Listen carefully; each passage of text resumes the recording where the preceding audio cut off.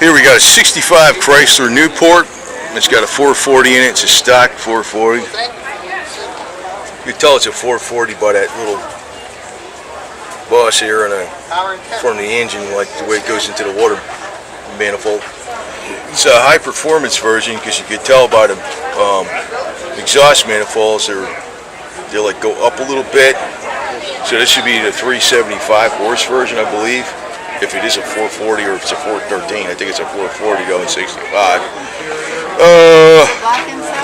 Yeah, power steering and power brakes. It's interesting. It's power brakes with a single master cylinder. That's interesting.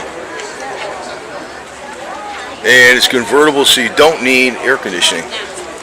Top's down. It's white with a dark red interior. You got your speaker in the back between the seats. I love that feature, man. I wonder why they got rid of that.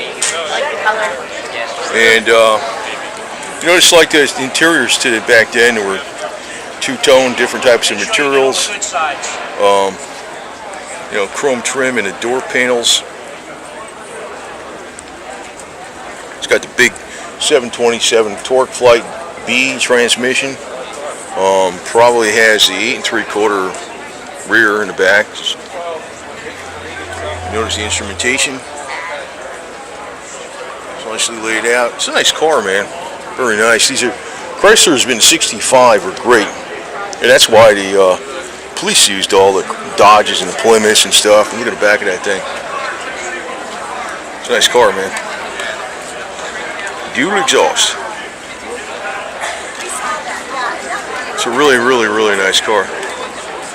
Sue. Where can I see it when you... Huh? Where can I see it?